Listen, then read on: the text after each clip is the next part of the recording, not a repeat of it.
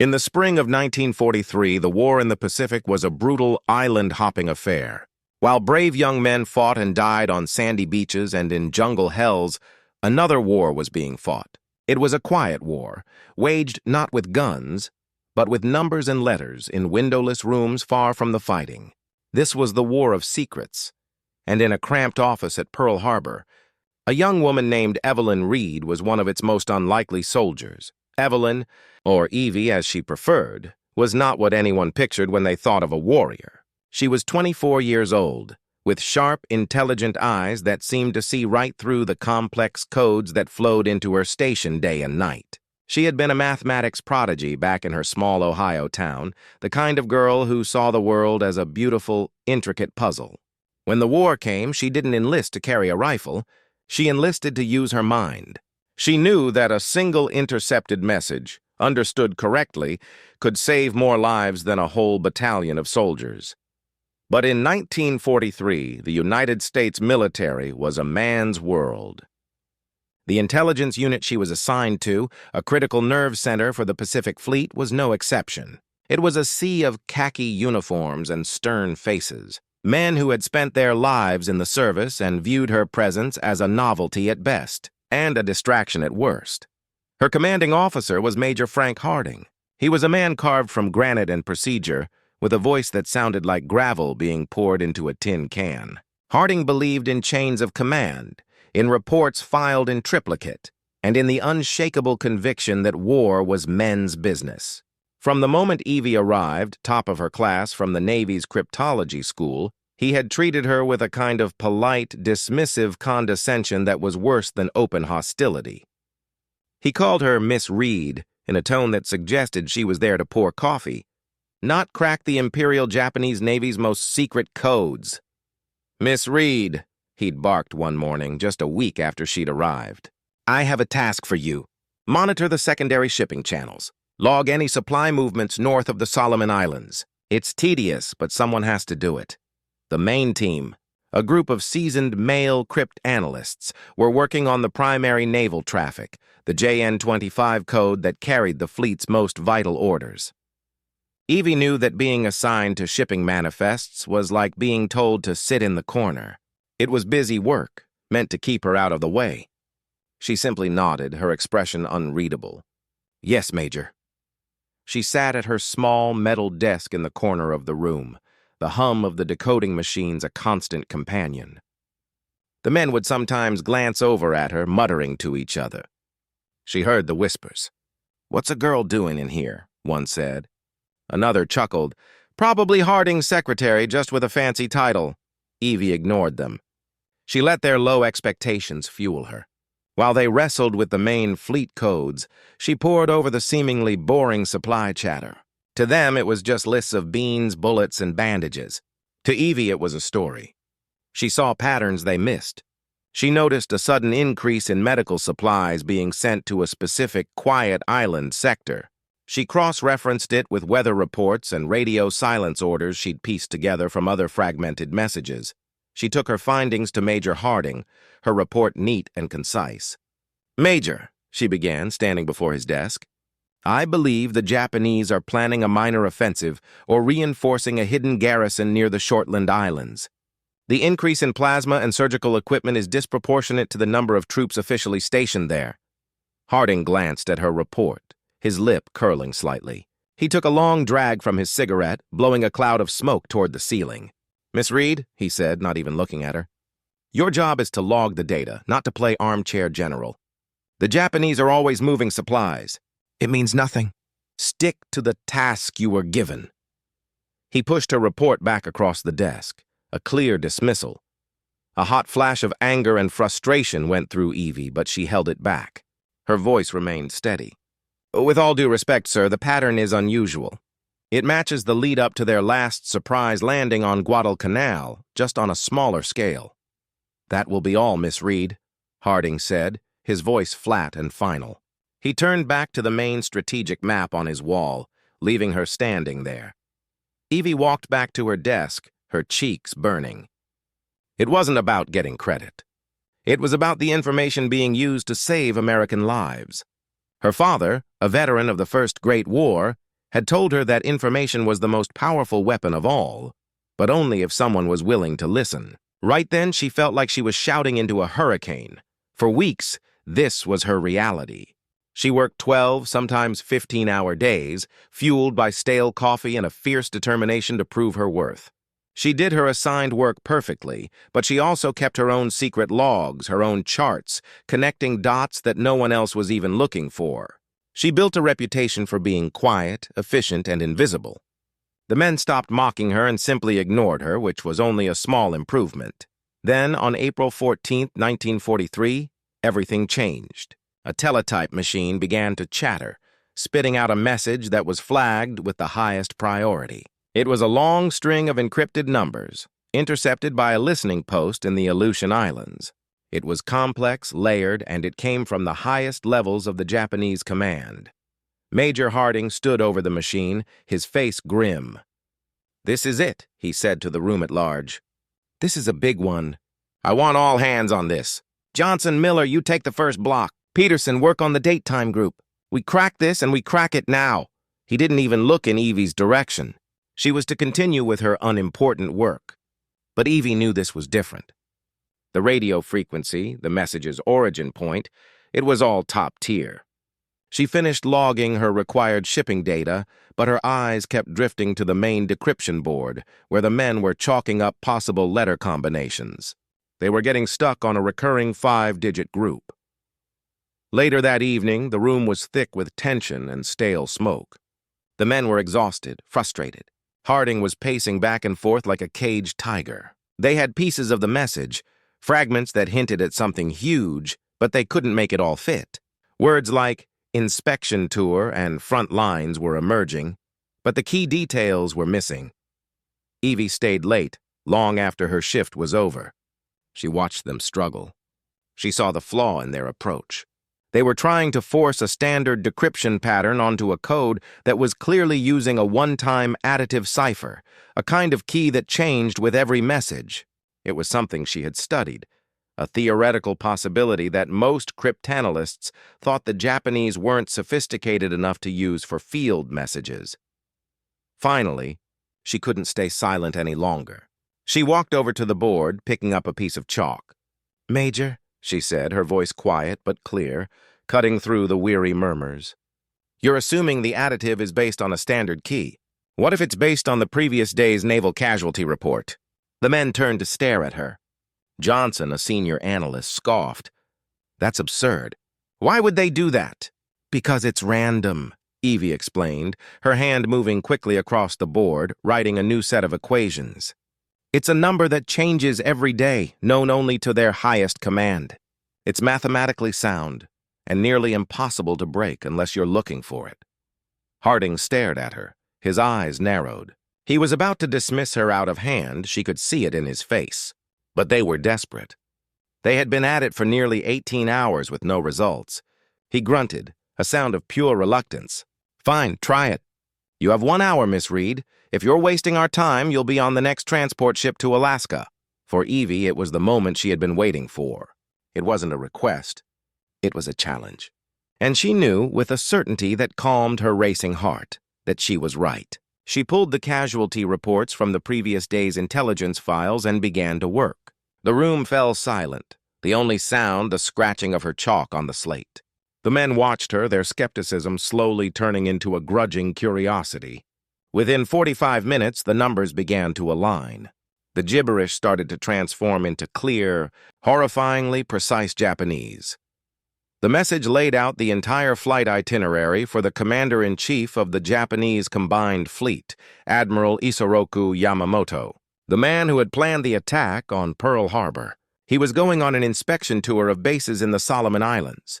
The message gave the exact date, the exact time, the type of plane he would be in, and the number of escort fighters.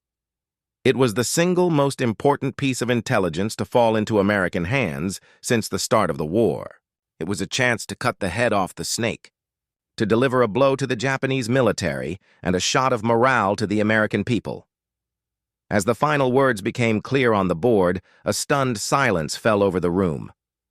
The men looked from the translated message to Evie, their faces a mixture of shock and disbelief. She had done it.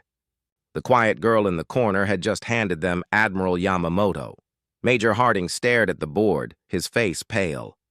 He looked at Evie, not with gratitude, but with a complex expression she couldn't quite decipher. It looked like a strange mixture of fury and shock. He had underestimated her. He had dismissed her, and she had just succeeded where he and all his men had failed. The quiet wall. The atmosphere in the Pearl Harbor intelligence unit had changed overnight. The decrypted message was a lightning bolt. A plan was immediately set in motion, codenamed Operation Vengeance. The highest levels of command, all the way up to President Roosevelt himself, were involved.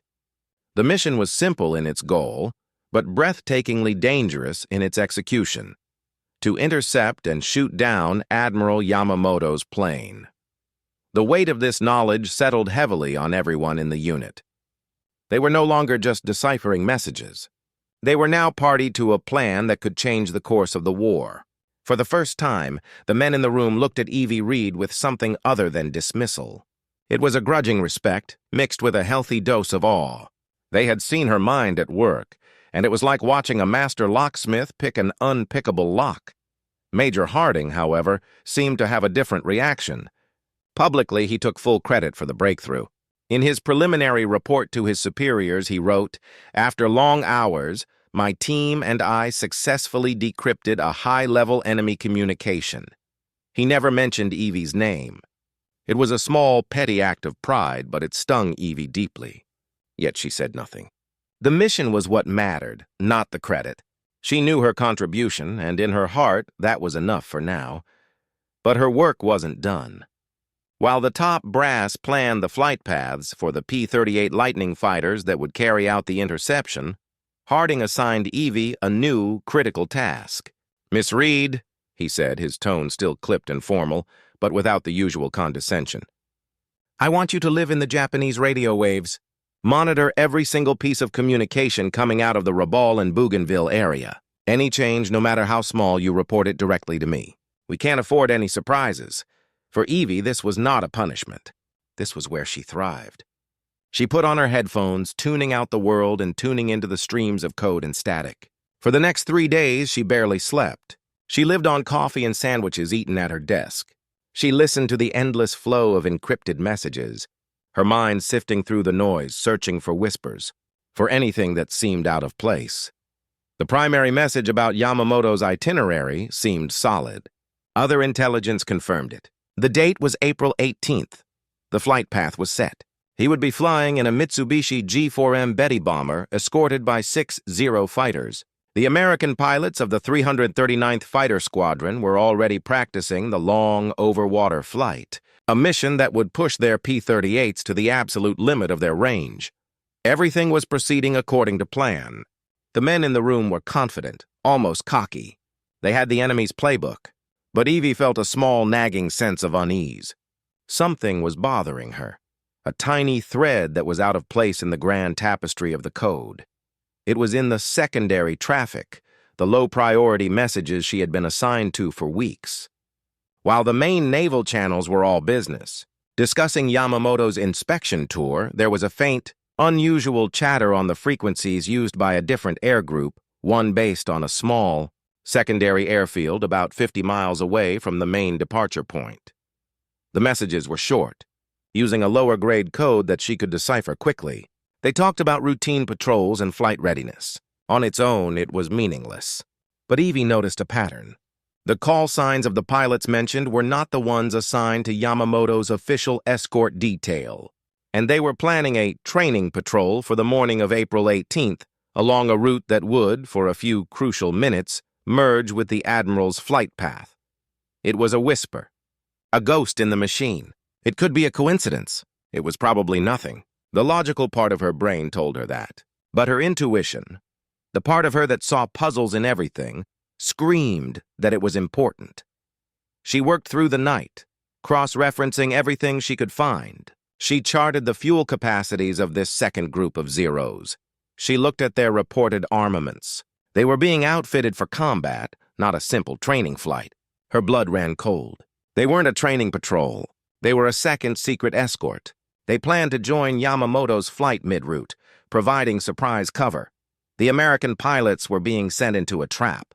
They were expecting to engage 6 Zeros. If 8 showed up, 2 coming out of the sun, unseen, it could be a disaster. The P-38s would be outnumbered, and the mission to get Yamamoto could fail. Worse, they could lose several American planes and pilots in the process. With her heart pounding, she compiled her findings into a concise, one-page memo. She triple-checked her work, her sources, her logic. It was all there. It was thin evidence, circumstantial, but it was a pattern, and patterns were what she was paid to find. She walked over to Major Harding's desk. He was on the phone with Washington, sounding important and confident. She waited patiently until he was finished. When he hung up, he looked at her with an impatient sigh. "What is it, Miss Reed?" "I'm busy." "Sir, I have something urgent," she said, sliding the memo onto his desk. "I believe the Japanese have a secondary escort group that is not mentioned in the primary intelligence. 2 additional Zero fighters. They'll be joining the Admiral's escort here," she said, pointing to a spot on the large wall map. "It's a potential ambush." Harding picked up her memo. He scanned it, his brow furrowed. He read it once, then again. The room had gone quiet. The other analysts were watching, listening. Evie held her breath. Then Harding tossed the memo back on his desk with a dismissive flick of his wrist. "Miss Reed," he said, his voice laced with patronizing frustration, "we have a decrypted message from the man himself. We have his exact flight plan, his departure time, and his honor guard. That is hard intelligence. This," he said, tapping her memo, "is guesswork. You're connecting dots that aren't there." "But, sir, the pattern," Evie started, her voice pleading. "The pattern is a coincidence," Harding snapped, his voice rising. "You're seeing ghosts because you're wound up. You did good work on the main intercept, I'll grant you that. But don't start thinking you're the only one in this room who can read tea leaves. We are planning a mission based on concrete facts, not your intuition." He stood up, his height looming over her. "We are sending 18 of our best pilots on the most important mission of this war. I will not have them second-guessing their intel because of some vague theory about secondary traffic. It will cause confusion and hesitation, and that gets pilots killed. Do you understand me?" The injustice of it felt like a physical blow. He wasn't just dismissing her work. He was twisting it, accusing her of potentially endangering the pilots she was trying so desperately to protect. "I understand, sir," she said, her voice barely a whisper. The fire in her had turned to ice. "Good," Harding said, sitting back down. "Now get back to your station and stick to what you know. This matter is closed." Evie walked back to her desk, her body feeling heavy, defeated. The eyes of the other men were on her. Some looked away, embarrassed for her. Others had a faint smirk, as if to say, she's finally been put in her place. She had tried. She had done her job. But the man in charge refused to listen. She sat at her desk, staring at her useless memo. She thought about the pilots, young men her own age, flying off to what they thought was a fair fight. She thought about the 2 extra Zeros, lurking like sharks in the clouds. She couldn't just let it go. It wasn't in her nature. With trembling hands, she took a piece of carbon paper from her drawer. She slid it between 2 fresh sheets of paper and retyped her entire memo, word for word. She stamped the date and time on it. She signed the original and walked over to the unit's records clerk. "A young ensign who ran the filing system. Ensign, I need you to file this report from me to Major Harding," she said quietly. The clerk took it. "Sure, Evie, what's it about?" "It's about the Yamamoto mission," she said. "It's important that it's officially logged." The clerk stamped it "received" and placed it in the outgoing file basket for Major Harding's office. Harding would likely see it and throw it away, but it didn't matter. It was now an official record. It existed. She then took the carbon copy, folded it neatly, and slipped it into a personal locker where she kept her few belongings. It was a small act of defiance, a silent protest against a dangerous and arrogant decision. It was all she could do. As the pilots were given their final briefing, they were told to expect 6 escort fighters. Evie's warning remained a whisper, lost in the roar of confidence and the grinding machinery of war. She could only sit and wait and pray that she was wrong. April 18th, 1943. Dawn broke over Pearl Harbor, painting the sky in soft shades of pink and orange. But inside the concrete walls of the intelligence unit, the air was cold and heavy with anticipation. The mission was underway. 16 P-38. Lightning fighters, the mission was later confirmed to use 16, not 18, were in the air, flying low over the waves on a 3-hour journey to their interception point. They were maintaining strict radio silence. For Evie Reed and the men in the code room, the waiting was a unique form of torture. Their part of the battle was over. Now they were just spectators, blind and deaf, thousands of miles from the action. The fate of the pilots and the success of Operation Vengeance rested on the accuracy of the intelligence they had provided. The room was unnaturally quiet. The usual clatter of the teletype machines had ceased. The only sound was the low hum of the ventilation system and the tick-tock of the large clock on the wall. Every tick seemed to echo the pounding in Evie's chest. The men sat at their desks pretending to work, but their eyes kept flicking up to the clock. They smoked one cigarette after another, filling the room with a nervous, hazy fog. Major Harding stood before the large map of the Solomon Islands, a pointer in his hand. He radiated an air of calm authority, but Evie noticed the slight tremor in his hand as he traced the planned interception point. He was confident, but he was not made of stone. His career and American morale hinged on the next hour. Evie sat at her desk in the corner, a cup of coffee grown cold in her hands. She couldn't look at the map. In her mind's eye, she saw a different map, one with 2 extra red dots, 2 additional Zero fighters streaking across the sky to join the others. She felt a sickening knot in her stomach. She had never wanted to be wrong so badly in her entire life. She pictured the faces of the young pilots she'd seen on the base, full of life and bravado. She had tried to warn them, and she had failed. Now, all she could do was wait. The scheduled time of interception was 9:35 a.m., Bougainville time. In Hawaii, it was still early morning. The minutes crawled by with agonizing slowness. 9:30. 9:31. Harding cleared his throat, the sound startling in the silence. "They should be making visual contact any second now," he announced to the room. 34.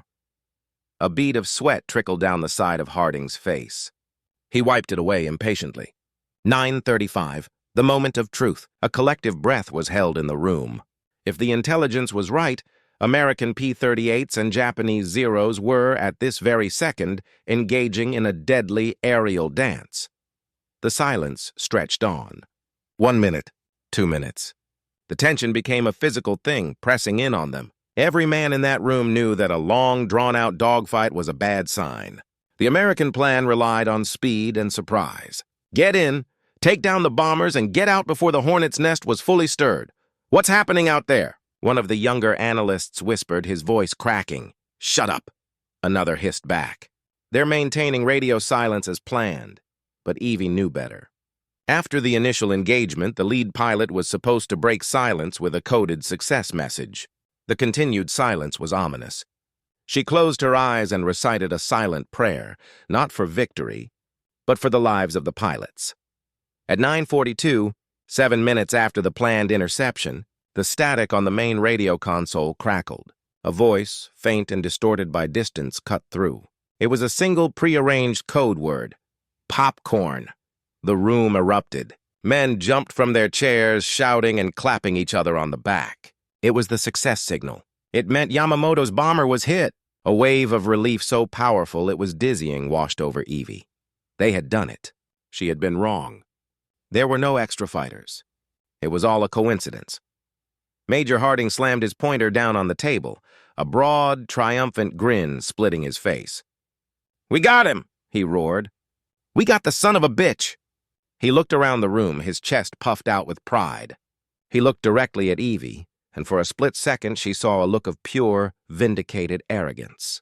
A look that said, "See, I was right, and you were a hysterical girl." But the celebration was short-lived. Just as the cheers were reaching their peak, the radio crackled again.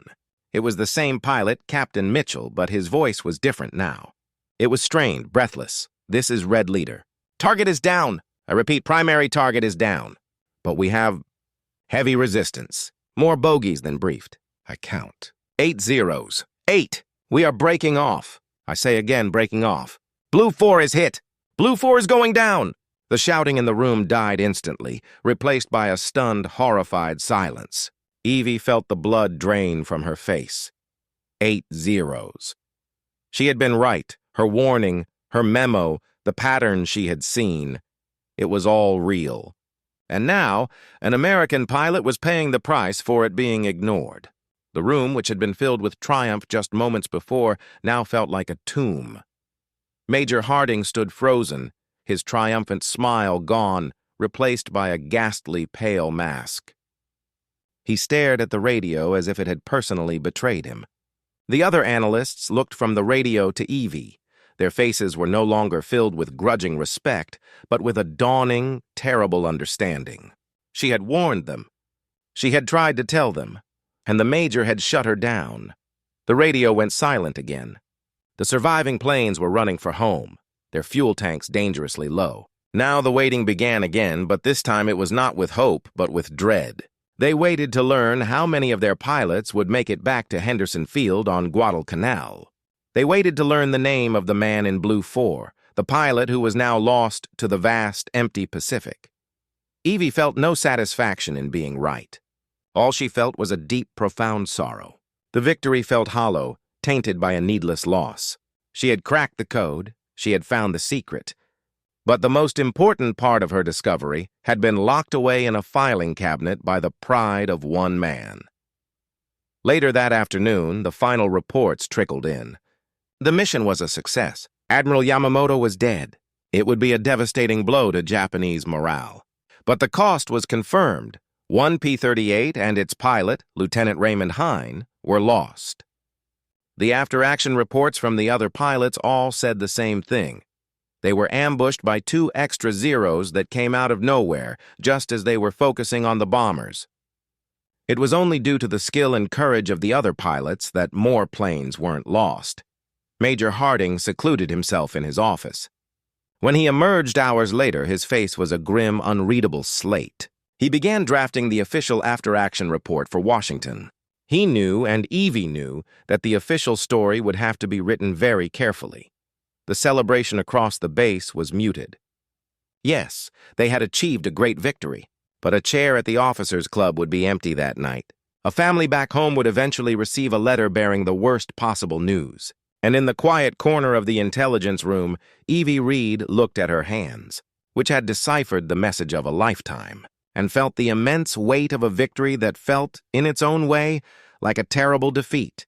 The whisper she had heard in the static had become a scream, and she was the only one who knew the truth of its echo.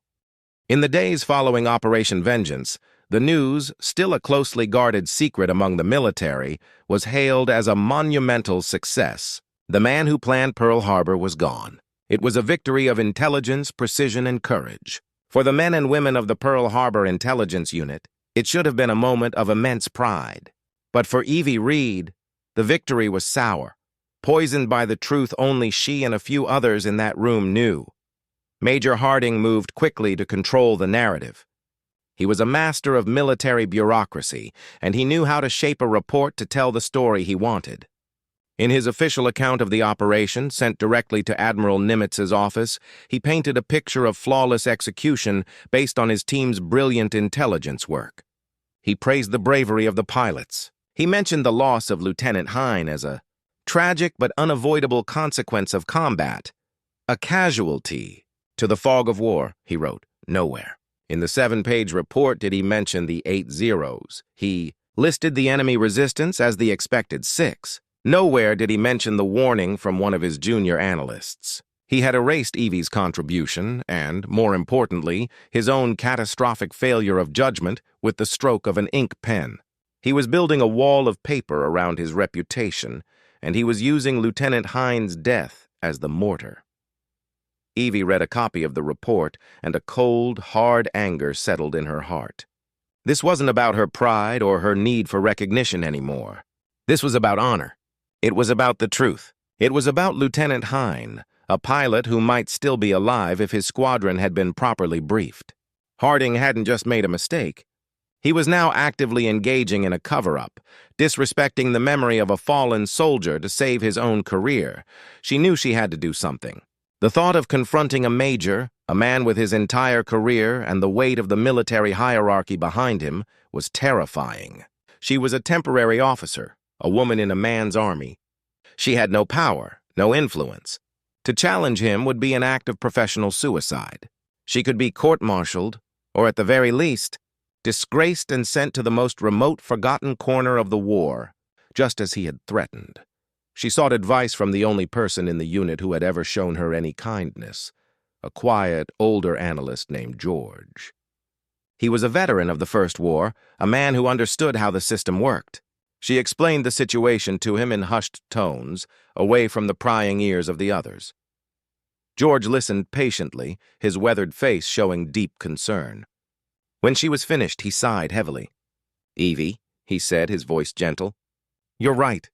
It's a terrible injustice, but you need to understand what you're up against. Harding is a lifer. The Navy is his whole world. He's not going to let a junior officer, especially a woman, tarnish his record over this. If you challenge him, he will crush you. He'll say you're hysterical, that you're suffering from the strain of the job. They'll believe him, not you." "But it's not right, George," Evie insisted, her voice trembling with a mixture of fear and resolve. "A man is dead because of his pride." "I know," George said sadly. "And many more have died for worse reasons. This is the Army, Evie. It's not always about what's right. It's about the chain of command. My advice, let it go. You have the carbon copy of your memo. Keep it safe. Maybe one day, years from now, the truth will come out. But right now, if you fight this, you will lose. And you won't do anyone any good counting polar bears in Alaska."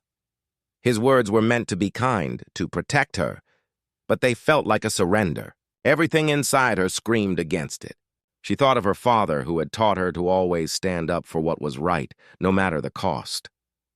She thought of the promise she had made to herself when she enlisted, to use her skills to make a real difference, to save lives. Letting this go felt like a betrayal of everything she believed in. That night, she couldn't sleep.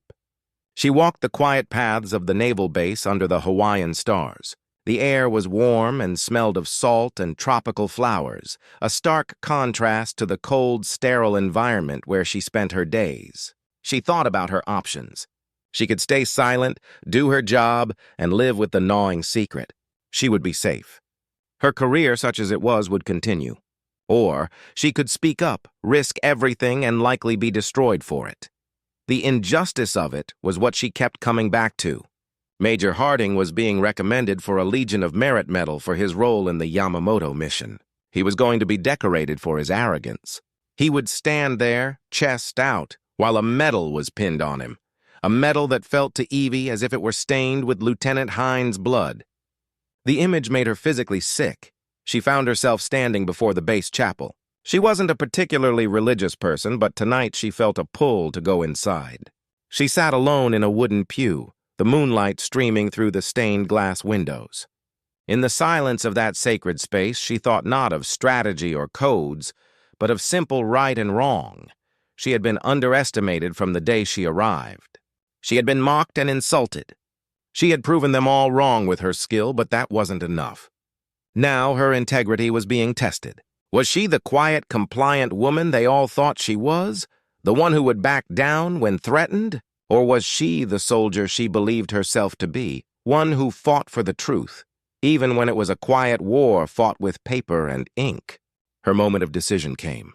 It wasn't a flash of lightning or a sudden burst of courage. It was a quiet, firm settling in her soul. She would not let it go. She didn't know how she would fight, or if she could possibly win, but she knew she had to try. Lieutenant Hine deserved the truth. The other pilots, the ones who had flown into a trap, deserved the truth. Her own conscience demanded it. She walked out of the chapel and back towards her barracks, her steps now firm and purposeful. Her fear was still there, a cold knot in her stomach, but it was now overshadowed by a steely resolve. Major Harding had threatened her career. He had underestimated her intelligence, and now he was underestimating her character. That was a mistake he would come to regret. She went to her personal locker. She took out the folded piece of carbon paper, the copy of her warning memo. It was thin, flimsy, and seemed so insignificant. But it was the truth. It was her only weapon. Holding it in her hand, she felt a surge of strength. She wasn't just a code breaker anymore. She was a soldier with a mission. Her next battle wouldn't be fought against the Japanese, but against her own commanding officer. And it would be the most important fight of her life. A week after Operation Vengeance, a high-level debriefing was called at Pearl Harbor headquarters. The meeting was to be a formality, a final review of the successful mission before the official commendations were issued. In attendance was General Miller, a stern, no-nonsense envoy from the Joint Chiefs of Staff in Washington. Also present were Major Harding, the pilots who flew the mission, including the squadron leader, Captain Thomas Lanphier, and his wingman, Lieutenant Rex Barber. And standing silently at the back of the room was Evelyn Reed.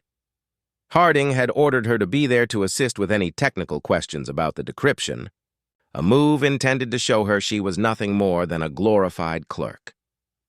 Major Harding stood at the front of the room, confidently presenting his version of events. He used a pointer to trace the flight paths on the large map, his voice smooth and authoritative.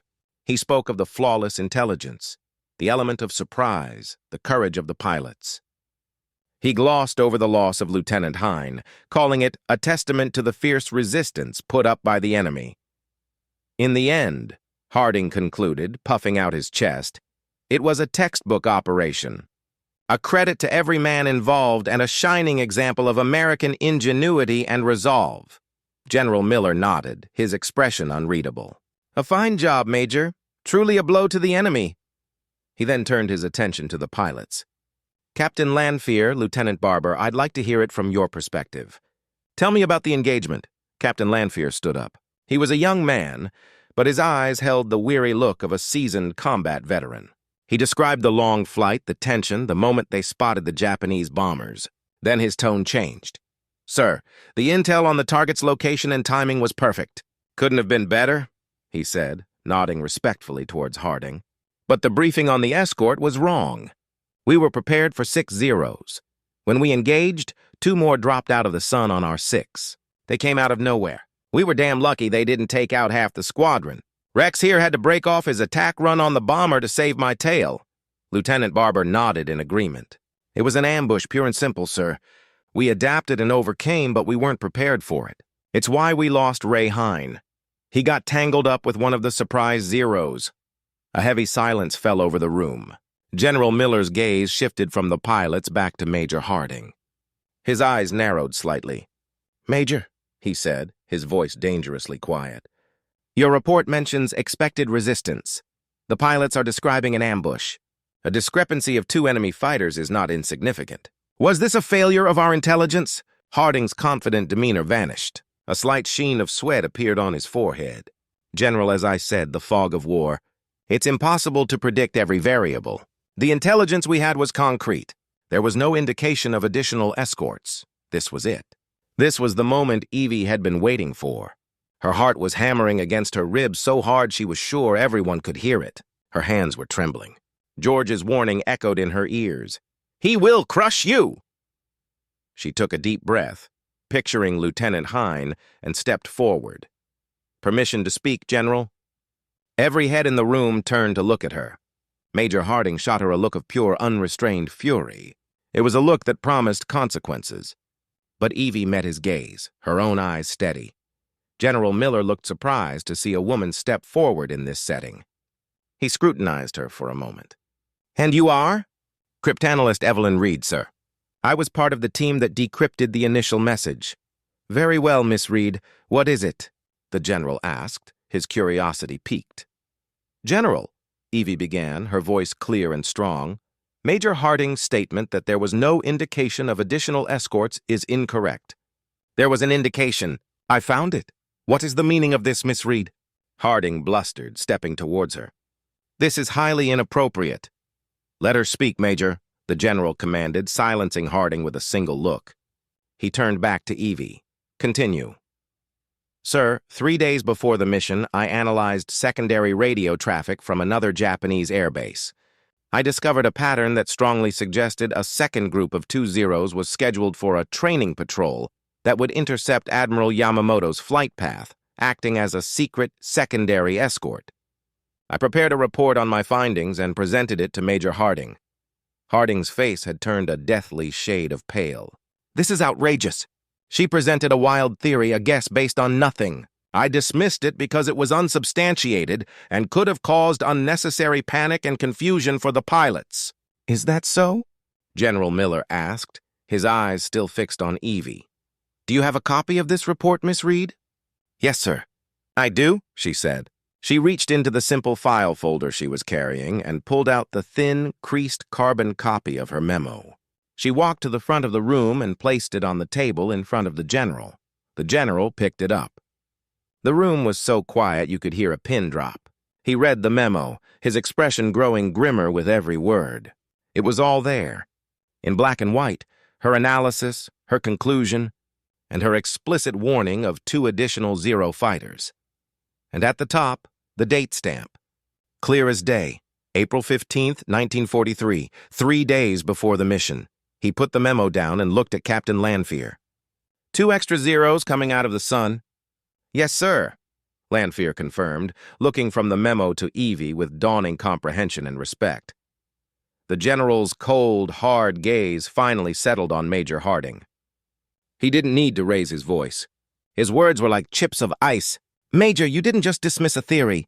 You dismissed a direct intelligence warning from one of your own analysts. You then filed a report that knowingly omitted this fact, a report that falsified the nature of the enemy resistance our men faced. You did this, I can only assume, to protect your own reputation.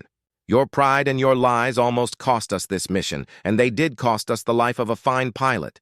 Harding began to stammer, but the general cut him off. "That will be all, Major. You are dismissed. Report to my aide outside. Your command is hereby relieved. Effective immediately." Harding stood there for a moment, his face a ruin of shock and humiliation. He looked at Evie one last time, his eyes filled with a defeated hatred. Then he turned and walked out of the room, his career in shambles.